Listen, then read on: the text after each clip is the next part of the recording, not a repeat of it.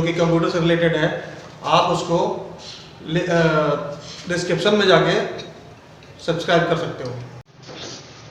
Hello students, hello at class, how are you doing? I hope you guys are doing well at your place. आप सभी लोग खुश होंगे, अच्छे होंगे, स्वस्थ होंगे। माइक्रो ऑर्गेनिज्म के फायदे क्या क्या होते हैं, वो हमारे लिए यूजफुल कैसे हैं, हमारे लिए लाभदायक कैसे हैं। तो मेकिंग ऑफ कर्ड, दही बनाने में, दूध से दही बनाने में माइक्रो ऑर्गेनिजम्स हेल्पफुल होते हैं। Making bread, pastries and cakes, bread, pastry और केक्स बनाने में भी हमारे को हेल्पफुल होते हैं। Making of alcohol, wine, beers, alcohol, wine and beers बनाने में भी मदद करते हैं। Now we will see the next point is production of antibiotics. Antibiotics का थोड़ा सा मैंने हाईलाइट दिया था आपको। एंटीबायोटिक्स मेडिसिन के फील्ड्स में ये डिस्कशन होता है इसके रिगार्डिंग।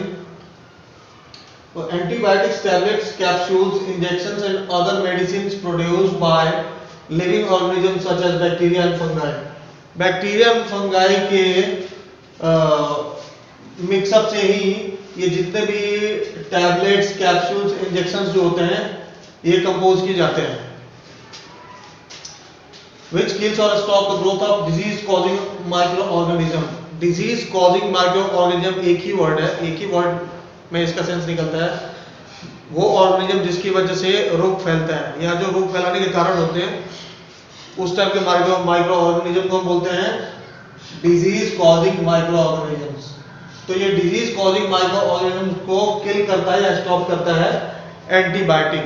कुछ भी हम एंटीबायोटिक कोई भी मेडिसिन लेते हैं, बट साइड बाय साइड एक एंटीबायोटिक डॉक्टर जरूर प्रिस्क्राइब करता है कि एंटीबायोटिक ले लो, ताकि साथ में जो भी प्रॉब्लम्स होंगी due to disease causing microorganism वो स्टॉप हो जाए।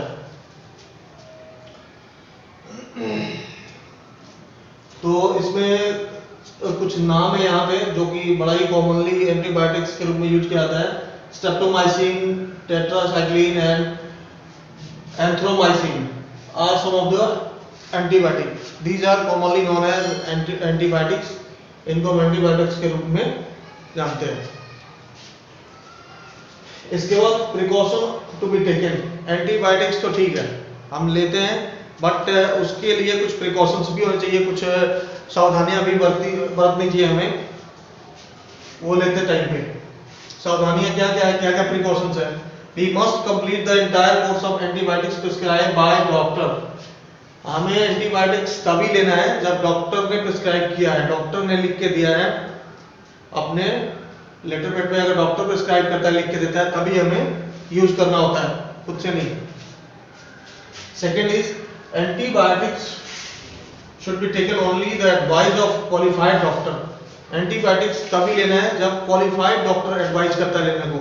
जब पढ़ा लाइक एमबीबीएस डॉक्टर अगर है, उस टाइम के डॉक्टर अगर एडवाइस करता है, आपको सलाह देता है लेने को, तो लोग मतलब वैसे बहुत जो अच्छी क्वालिफाइड डिग्री बिना होल्ड किए भी अपना डॉक्टरी करते हैं, उनका सजेशन शायद हमें नहीं लेना चाहिए, ये कह रही है।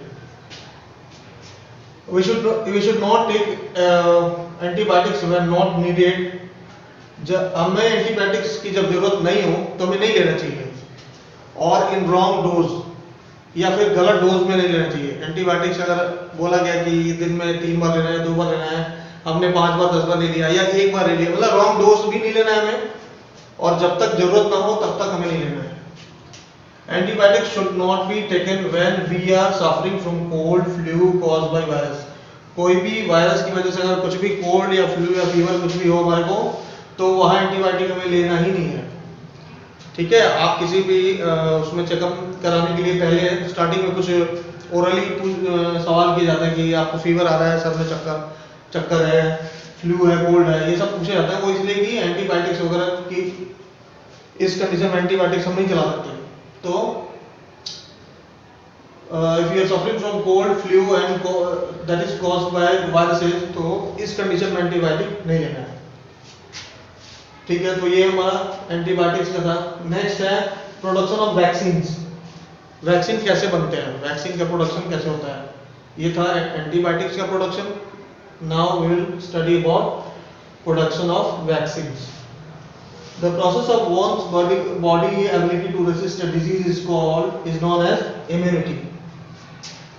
प्रोसेस ऑफ वॉन्स बॉडी, हमारे बॉडी के एबिलिटी, हमारे बॉडी के अंदर जो वो क्षमता जो कि रोग डिजीज को रेसिस्ट करती है, बीमारी को रोकती है, हमारे अंदर शरीर की वो क्षमता जो बीमारी को रोकने में काम आती है, उसको हम बोलते हैं इम्यूनिटी। गाइस इम्यूनिटी जैसे वर्ड्स की बातें आजकल आप लोग देखो, जैसे हमारा आजकल चल रहा है लॉकडाउन में कोविड-19 और जो भी चल रहा है, ये सारा कुछ वैक्सीन और इम्यूनिटी से रिलेटेड बातें इसमें हो रही हैं। तो इम्यूनिटी वही होता है जो हमारे डिजीज को रेसिस्ट करता है हमारे बॉडी के अंदर, उसे हम इम्यूनिटी बोलते हैं। Immunity against a particular disease can be develop by a technique called vaccination. Immunity की बात होगी तो वैक्सीनेशन की भी बात होगी। तो वैक्सीनेशन क्या है? जो इम्यूनिटी पर्टिकुलर एक डिजीज को रोकता है और उस रोकने के लिए जो टेक्निक का यूज करते हैं, जिस टेक्निक का यूज करते हैं उसे हम वैक्सीनेशन कहते हैं। तो वैक्सीनेशन की बात तभी होगी जब पहले वैक्सीन को हम जानेंगे कि व्हाट इज वैक्सीन। अब इस वैक्सीनेशन, ये जो टेक्निक वैक्सीनेशन होता है, इसमें होता क्या है, dead and weakened microbes of a particular disease are introduced in a healthy body. हर जगह माइक्रोब्स की बात हो रही है क्योंकि हमारा चैप्टर ही माइक्रो ऑर्गेनिज्म है। माइक्रोब्स मतलब छोटे छोटे जो लिविंग ऑर्गेनिज्म है, वो डेड या डिकेट्स मतलब मरे हुए या कमजोर जो होते हैं क्वालिटी के, उनको हमारे बॉडी के अंदर इंट्रोड्यूस कराया जाता है। इंट्रोड्यूस कराया जाता है, वो इंट्रोड्यूस करने का जो टेक्निक होता है वो या तो वैक्सीन, या तो इंजेक्ट करके, या तो इंजेक्शन के वो थ्रू हो सकता है, या फिर ओरली हो सकता है, या ड्रॉप्स एंड ऑल, ड्रॉप्स हो गया, या फिर टैबलेट्स हो सकते हैं, इंजेक्शन हो सकते हैं। तो वो जो भी टेक्निक्स होगा वो सारा वैक्सीनेशन ही कहा जाता है, उसको वैक्सीनेशन ही कहेंगे हम। Okay, next is when disease causing germs enter the body it is known as antigen. ठीक है, इम्यूनिटी हो गया, वैक्सीनेशन हो गया, now what is antigen. And हमारे अंदर जब डिजीज कॉजिंग जर्म्स एंटर हो जाएंगे, या एंटर जानबूझ के कराया भी जाता है जब वैक्सीन एंड ऑल का, वैक्सीन जैसी चीजों का हमारे साइंस, जैसे आज के टाइम में not in India across the world पूरे साइंटिस्ट सभी लोग वैक्सीन बनाने के लिए ही ट्राई कर रहे हैं हमारे ऑल ओवर वर्ल्ड में कि कोरोना से रिलेटेड, कोरोना के अगेंस्ट में हमारा वैक्सीन सक्सेसफुली बन जाए। तो इसमें जो एंटीजन होता है, एंटीजन हम यहाँ कोरोना को एंटीजन मान सकते हैं क्योंकि इसको हमने यहाँ पे बोला है डिजीज कॉजिंग जर्म्स। जब भी रोग उत्पन्न करने वाले जो जर्म्स हैं वो हमारे बॉडी के अंदर एंटर कर जाते हैं और बॉडी के इम्यूनिटी सिस्टम को डाउन करने लगते हैं, उसे हम प्रॉपर वे में बोलेंगे antigen.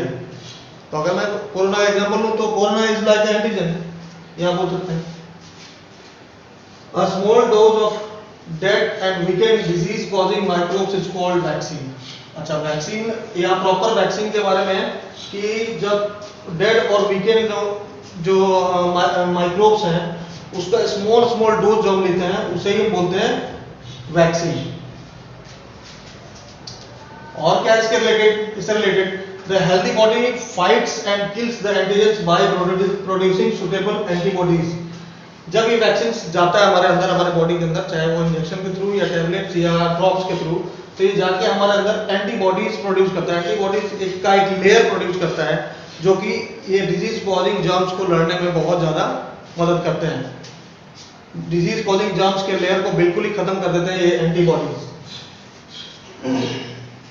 When disease causing microbes enter our body, the antibody binds the disease causing microbes.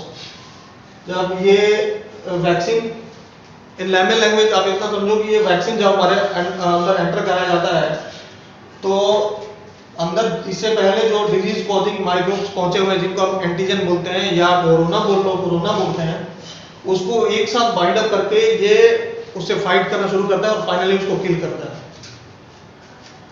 This is how vaccine works. तो ऐसे वैक्सीन काम करता है। और vaccine can be either injected और गिवन। मैंने ऑलरेडी पहले बता रखा है कि या तो इंजेक्टेड या तो इंजेक्शन के थ्रू वैक्सीन हम लेते हैं या फिर इसको ओरली लिया जाता है। सेवरल डिजीजेस इंक्लूडिंग, बहुत से डिजीज हैं जिनका वैक्सीन आ भी चुके हैं या आने वाले टाइम में आएंगे। अभी जिस पे काम चल रहा है वो तो फॉर श्योर आएगा ही आएगा। तो अभी तक जो आ चुके हैं जिनकी एग्जिस्टेंस है वो है cholera, tuberculosis, smallpox, tetanus, polio, hepatitis B.